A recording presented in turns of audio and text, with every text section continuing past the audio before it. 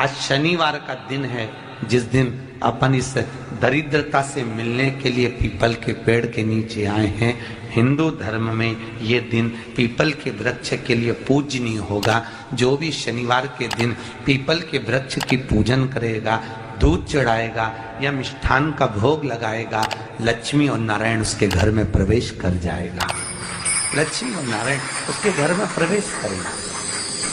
इसलिए नियम बनाया। कौन से दिन का? शनिवार। लक्ष्मी जी बोली, नारायण आपने तो एक दिन का वार लिख दिया। शंकर जी ने 7 वार बनाए हैं, रविवार, सोमवार, मंगल, बुध, गुरु, शुक्र और शनि। ये शिव जी ने बनाए। अब एक दिन आपने अपना बना लिया, बाकी के दिन अगर कोई इस पीपल के वृक्ष के नीचे आएगा और यहाँ तो दरिद्रता बैठी है, तो उसका क्या होगा? भगवान नारायण बोले, सुन दरिद्रता, तेरे से एक विनती है, अगर कोई भी मनुष्य इस पीपल के पेड़ के नीचे अगर 7 दिन में आता है और उसके हाथ में अगर कोई सामग्री होती है तो तू उसके घर में प्रवेश नहीं करेगी। नियम है पीपल के वृक्ष का, या तो पानी का लोटा लेकर जाओ, कुंकू का चोपड़ा लेकर जाओ, शक्कर लेकर जाओ, या पेड़ के नीचे चींटी को डालने के लिए आटा ले जाओ, पर खाली हाथ पीपल के वृक्ष के नीचे कभी मत जाओ, कभी नहीं जाओ।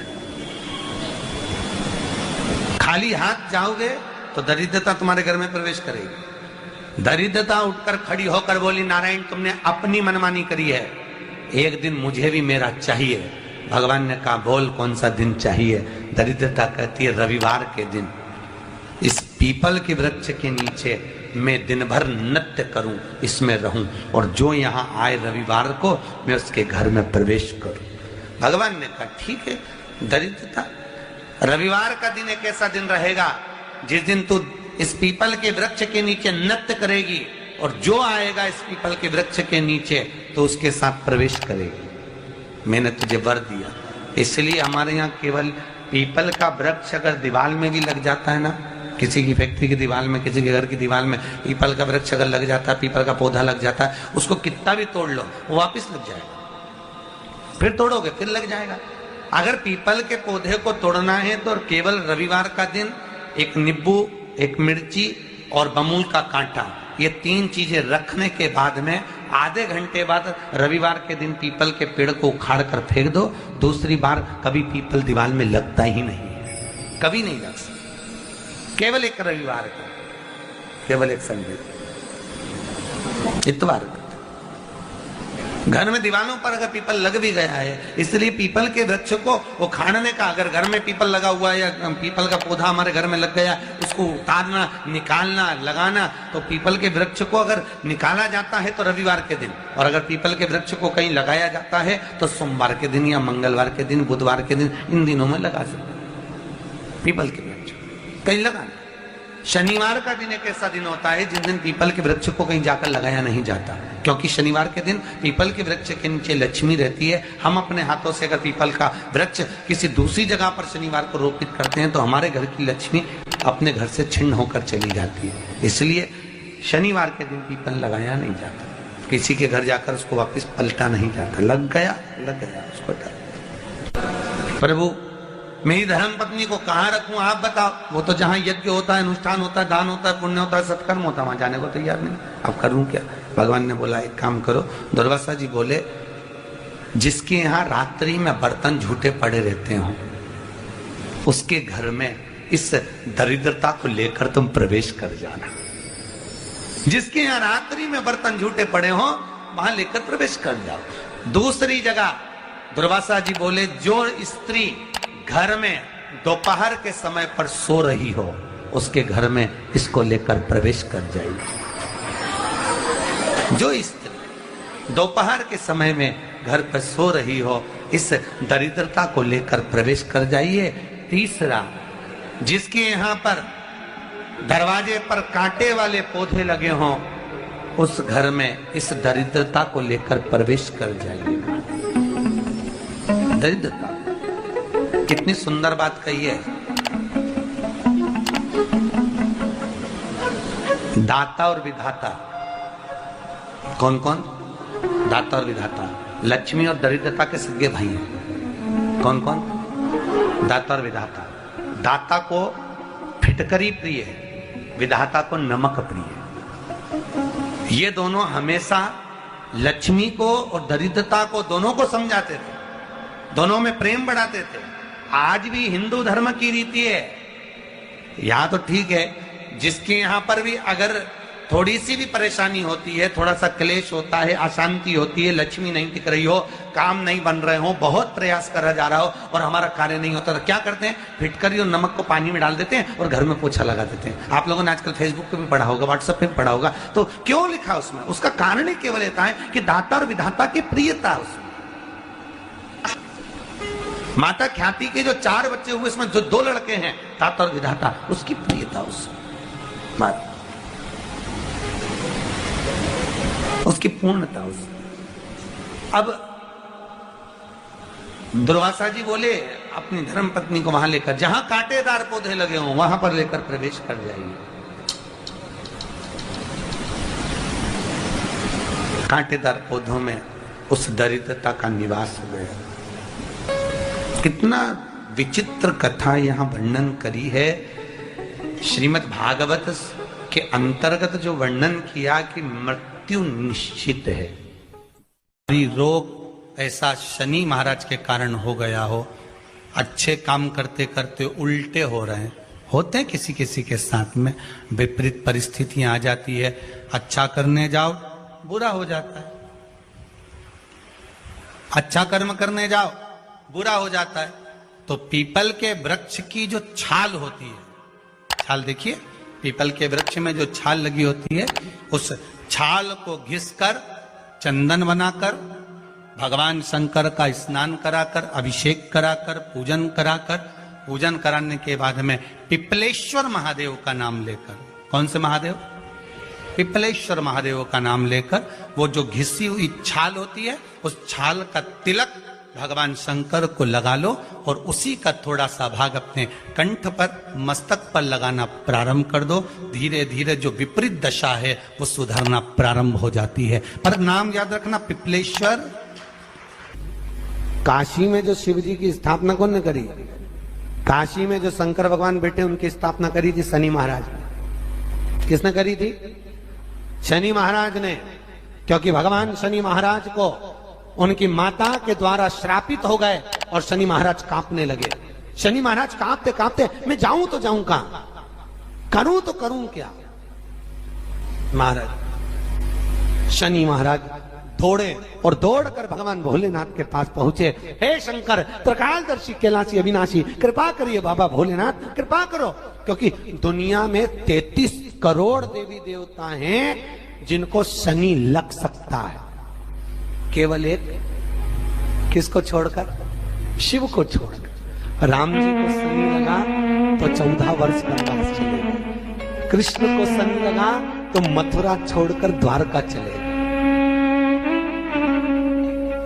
शनि लगा। हनुमान जी को शनि लगा तो गुफा में बैठकर राम राम जपना पड़ा। शनि सबको लगता है, केवल शनि नहीं लगता तो एक मेरे महादेव को, मेरे भोले बाबा को नहीं लगता। शंकर के पास में शनि आ गए। शनि ने आकर कहा, भोलेनाथ कृपा करिए बाबा, मैं बड़ा कष्ट में हूं, मैं करूं क्या?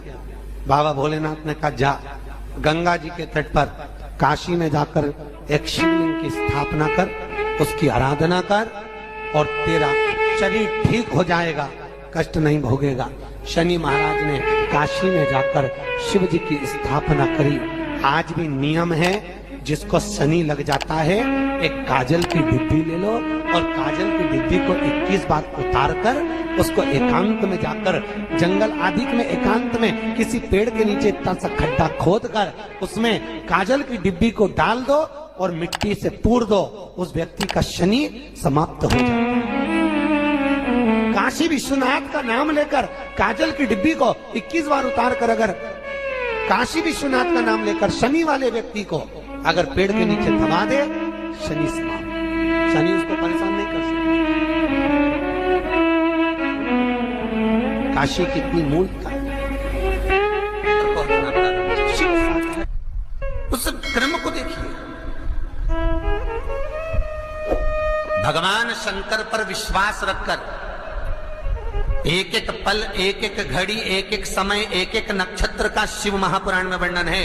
यहां तक शास्त्र कहता है कि पीपल के वृक्ष की जब भगवान शिव रचना करे, पीपल के वृक्ष की जब रचना करी गई तो उस पीपल के वृक्ष में भी कौन सा समय किसका है ये शिव महापुराण वर्णन करती है। सुबह 4 बजे से लेकर 7:30 बजे तक पीपल के वृक्ष में ब्रह्मा जी का वासा होता है। 7:30 बजे से लेकर 10:30 पौने 11 बजे तक पीपल के वृक्ष में भगवान विष्णु का वासा होता है। 10:30 बजे से लेकर पीपल के वृक्ष में 11:30 बजे तक पितरों का वासा होता है।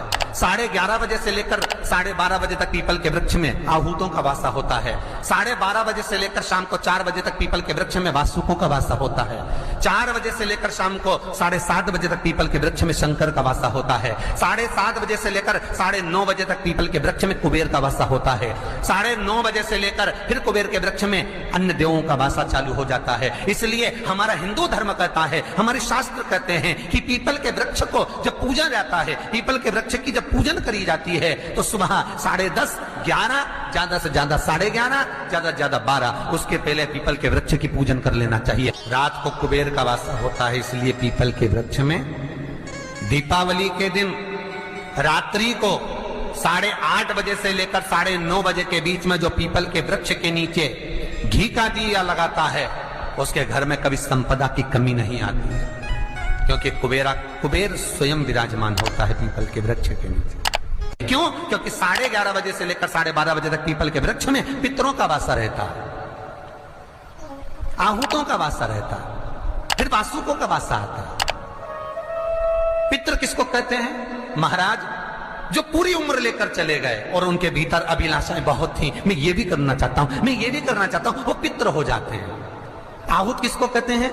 जिस माता के गर्भ में बच्चा जन्म ले और मर जाए या 6 महीने का गर्भ धारण करने के बाद अवर्षण हो जाए, जीव पड़ने के बाद 6 महीने के बाद अगर बच्चा गर्भ में भी शांत हो जाता है, कुंवारी अवस्था में शांत हो जाता है, जिसका विवाह नहीं हुआ ऐसा बच्चा जब शांत हो जाता है, अधोगति में कोई मर जाता है, सुसाइड कर एक्सीडेंट में किसी भी रूप में मर जाता है तो वो आहूत कहलाता है।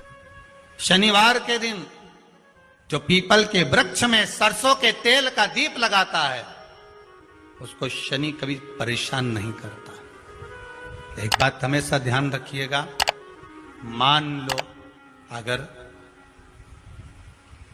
कोई भारी रोग ऐसा शनि महाराज के कारण हो गया हो, अच्छे काम करते करते उल्टे हो रहे हैं, होते हैं किसी किसी के साथ में, विपरीत परिस्थितियां आ जाती है, अच्छा करने जाओ बुरा हो जाता है,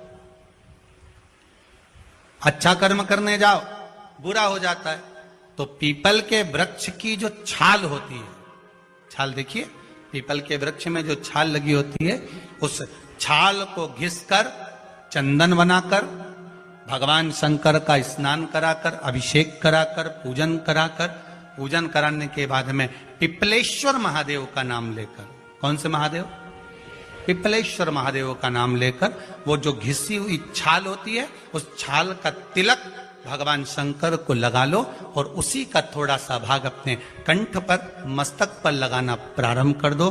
धीरे धीरे जो विपरीत दशा है वो सुधरना प्रारंभ हो जाती है। पर नाम याद रखना, पिपलेश्वर। जम कितना भी दुख, विपदा, कष्ट सम्मुख में खड़ा हुआ हो, कितना भी दुख, पूंजी धन की अगर आपको कमी पड़ रही है और ऐसा लग रहा है कि मेरे पास में कुछ भी नहीं, हम तो यहां तक कहेंगे कोई मकान बना रहे हो, बेटी का विवाह कर रहे हो, बेटे का विवाह कर रहे हो, कोई अच्छा कार्य कर रहे हो, धन संपदा की भी कमती दिखे तो समय पर कांता भगवान का स्मरण कर, कांता चक्र का स्मरण कर, शिव और नारायण का नाम लेकर, एक बेलपत्र, एक शमी पत्र, एक श्वेत पुष्प, एक लाल पुष्प, दोनों हाथ में लेकर भगवान शंकर के अशोक सुंदरी के स्थान पर अगर समर्पित करा जाए तो संपदा की भी कमी नहीं आती। वो कांता चक्र है जो नारायण के। यहां तक शिव महापुराण की कथा कहती है, अगर कोई विद्वत ब्राह्मण ने आपको बताया है कि आपके घर में पितृदोष है, कोई विद्वान ब्राह्मण ने बता दिया कि आपके घर में काल सर्प दोष है, कोई विद्वान ब्राह्मण ने बता दिया कि आपके यहाँ पर ये वास्तु दोष है, और इस दोष को मिटाना जरूरी है। कोई ने आपको बताया, उस समय पर हमें घबराना नहीं।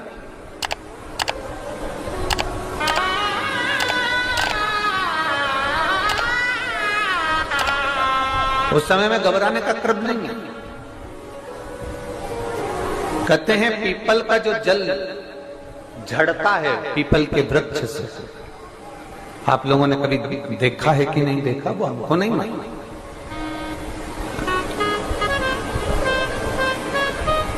कितना भी अगर कोई वास्तु दोष बता दिया, पितृ दोष बता दिया, काल सर्प दोष बता दिया, कितना भी अगर कोई दोष बता दे, तो पीपल का जो जल वृक्ष में से झड़ता है, कभी कभी आप उसके नीचे हाथ रखकर देखना, थाली रखकर देखना, उसमें पत्थर पर देखना, तो वहां पर भी पानी के निशान आपको मिलेंगे, बूंद के निशान मिलेंगे।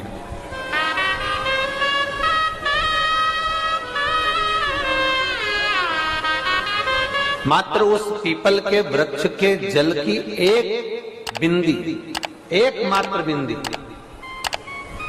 शंकर भगवान का जो शिवलिंग है, जलाधारी है, चरण है, गणेश कार्तिकेय का स्थान है, अशोक सुंदरी का स्थान है, और प्रत्येक जलाधारी में से पानी बीच में से आकर नीचे की ओर गिरता है, नीचे की ओर गिरता है। आप लोगों के स्मरण में हमने पहले भी बताया कि राइट में किसका स्थान है, गणेश जी का, लेफ्ट में कार्तिकेय, बीच में अशोक सुंदरी। ये क्या है, पार्वती जी का हस्त कमल शिवलिंग, और ऊपर से जो जल एक एक बूंद शंकर जी के शिवलिंग पर गिर रहा है, वो शंकर जी की 5 लड़कियां, जया, विषहरा, शामलीवारी, दौतली और देव, शंकर जी की 5 लड़कियों एक एक बूंद पानी शिव जी पर गिरा रहा। जहां जल नीचे गिरता है उस स्थान से जहां तक जल बहकर जा रहा है, उस स्थान तक 33 कोटि देवताओं का स्थान, 33 कोटि देवताओं का स्थान। अब जहां पानी आया, जहां नीचे गिरा, उसके बीच में जो स्थान होता है, आप लोगों ने देखा है कि नहीं देखा? जिनने देखा है जरा हाथ उठाओ। ये पानी जैसे यहां तक आया और यहां के बाद नीचे गिरेगा, तब वो नाली के माध्यम से बाहर जाएगा। तो जितनी दूर यहां से वो नीचे की ओर जो गिर रहा है, यहां से वो नीचे की ओर जो पानी जा रहा है, ये जो स्थान होता है, ये हमारे 3 दोषों को निवारण तुरंत कर देता है। एक हमारा पितृ दोष, एक हमारा काल सर्प दोष, और एक हमारा वास्तु दोष का निवारण ये तुरंत करता है। और ये तो हमने केवल आपको शिव महापुराण के माध्यम से बताया कि ये 3 दोष का निवारण कर देता है, पर यदि कभी आप ध्यान से लिंग पुराण को पढ़ेंगे, आप यदि लिंग पुराण को पढ़ेंगे और गीता प्रेस गोरखपुर की लिंग पुराण को लाकर यदि आप पढ़ते हैं, या गीता प्रेस गोरखपुर की शिव अंक को भी आप अगर पढ़ेंगे, उसका नंबर हमारे स्मरण में नहीं आ रहा है, शिव अंकों को भी अगर आप पढ़ेंगे तो उसमें भी आपको वर्णन मिलेगा कि हम तो केवल 3 दोष का बता रहे हैं, पर हमारे शास्त्र तो यहाँ पर और भी दोषों का वर्णन कर रहे हैं। जैसे किसी ने बता दिया आपको शनि का दोष है, किसी ने बता दिया मंगल का दोष है, किसी ने बता दिया आपको केतु का दोष है, किसी ने बता दिया आपको राहु का दोष है, किसी ने आपको कह दिया कि बृहस्पति का दोष है, किसी ने कह दिया आपको ये वाला दोष है। दुनिया के जितने दोष